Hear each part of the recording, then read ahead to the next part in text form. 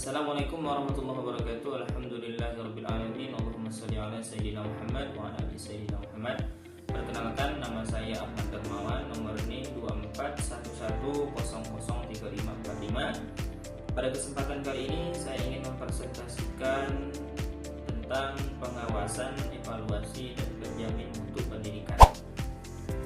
Dari mata kuliah Manajemen Pendidikan, dosen pengampu adalah Bapak Miftahul Rizq, SPD, MPD.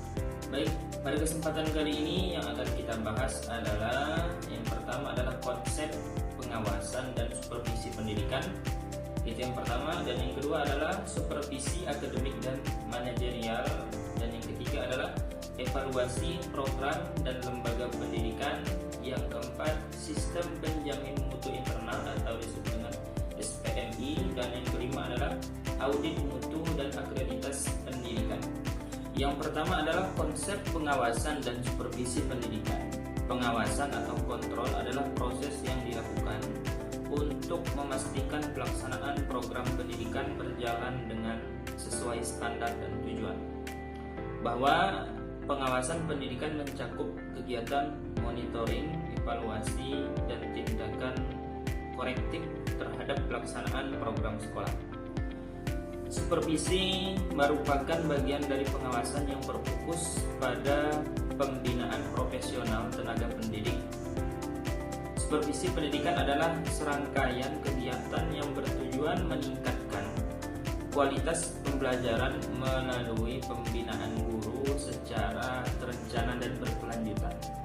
Ruang lingkup supervisi itu meliputi yang pertama pembinaan guru, yang kedua adalah pengembangan kurikulum, yang ketiga adalah pembinaan manajemen sekolah, dan yang keempat adalah monitoring pelaksanaan pembelajaran.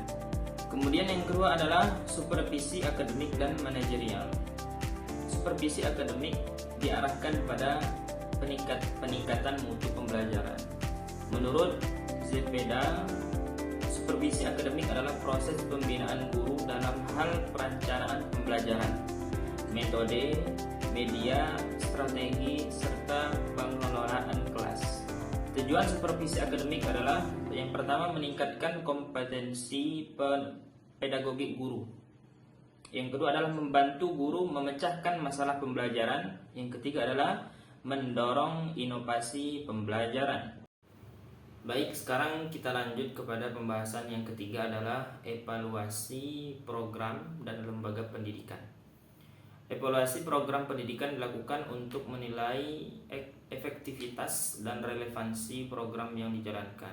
Bahwa evaluasi harus dilakukan secara komprehensif menggunakan pendekatan CIPP, konteks, input, proses, produk. Sedangkan evaluasi lembaga pendidikan dilakukan untuk menilai keseluruhan kinerja sekolah meliputi. Yang pertama adalah kualitas manajemen, yang kedua mutu pembelajaran, yang ketiga kurikulum, yang keempat sarana prasarana, yang kelima prestasi siswa, dan yang keenam adalah budaya sekolah. Baik, kita lanjut kepada pembahasan yang keempat adalah sistem penjamin mutu internal atau disebut SPMI. SPMI merupakan mekanisme mutu yang dikembangkan oleh satuan pendidikan. Menurut Direktorat Jenderal Pendidikan, SPMI terdiri dari 5 siklus, yaitu yang pertama penetapan standar, yang kedua pelaksanaan standar, yang ketiga evaluasi pelaksanaan standar, yang keempat pengendalian standar, dan yang kelima adalah peningkatan standar. Jadi tujuan SPMI adalah menjamin mutu pendidikan secara sistematis, yang kedua mengembangkan budaya mutu, yang ketiga menghasilkan layanan pendidikan yang relevan dan bermutu tinggi. Kemudian kita lanjut kepada pembahasan yang kelima, yaitu audit mutu dan akreditas pendidikan.